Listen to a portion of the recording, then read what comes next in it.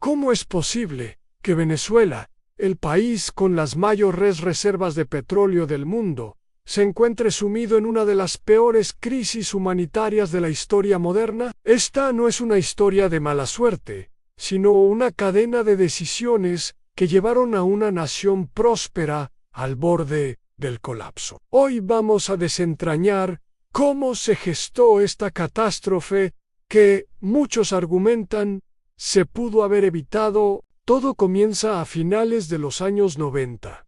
Venezuela era una democracia con problemas. Sí, pero con una economía vibrante gracias a sus vastos recursos petroleros. Sin embargo, la desigualdad social era palpable y el descontento popular abrió la puerta a un cambio radical. En 1998, Hugo Chávez llegó al poder con una promesa, la Revolución Bolivariana, que buscaba redistribuir la riqueza y empoderar a los pobres. Al principio, los altos precios del petróleo financiaron ambiciosos programas sociales llamados misiones. Millones de personas tuvieron acceso a salud, educación y alimentos subsidiados. Parecía que la promesa se cumplía, pero bajo la superficie se estaban plantando las semillas de la destrucción. El gobierno comenzó a expropiar empresas privadas, desde fincas agrícolas hasta grandes industrias, pasándolas al control estatal. La idea era que el Estado gestionaría mejor los recursos en beneficio de todos.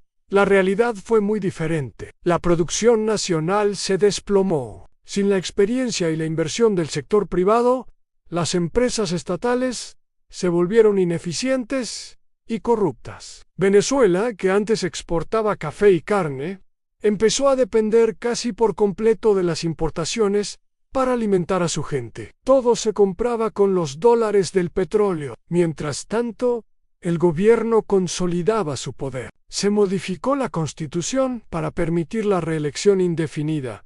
Se tomó control del Poder Judicial y se silenció a los medios de comunicación críticos. La polarización política se intensificó, dividiendo a la sociedad en patriotas y enemigos de la revolución. Cualquier crítica era tachada de traición. El punto de inflexión llegó en 2014.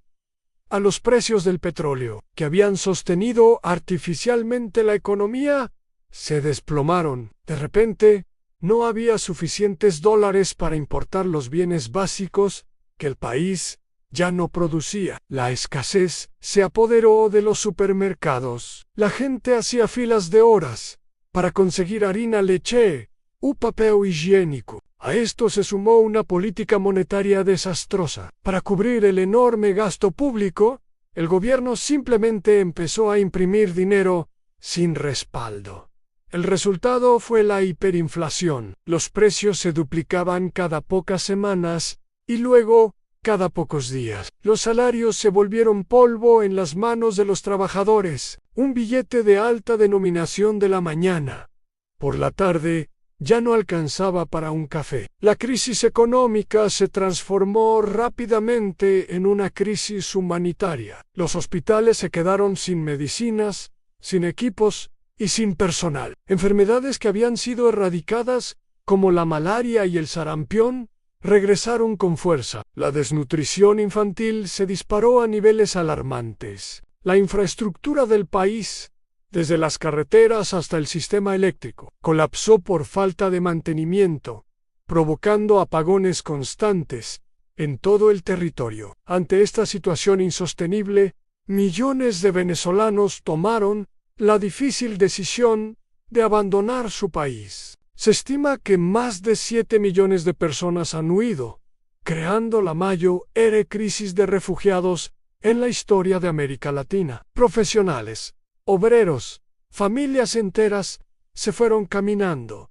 buscando un futuro que en su tierra les fue arrebatado. ¿Se pudo evitar? Muchos economistas y analistas políticos coinciden en que si en lugar de expropiar se hubiera incentivado la producción nacional, si en lugar de gastar sin control se hubieran creado fondos de ahorro durante la bonanza petrolera, si en lugar de polarizar se hubiera buscado el diálogo y el consenso, pero se eligió el camino del control estatal absoluto, la dependencia de un solo recurso y la confrontación ideológica. La historia de Venezuela es una advertencia dolorosa sobre cómo las malas decisiones políticas y económicas pueden destruir una nación sin necesidad de una guerra o un desastre natural. Es un recordatorio de que la prosperidad es frágil y que la democracia y las instituciones sólidas son los únicos garantes de un futuro estable. Gracias por acompañarme en este análisis. Si te pareció importante esta información, dale like al video, compártelo y suscríbete para más contenido como este. Nos vemos en el próximo.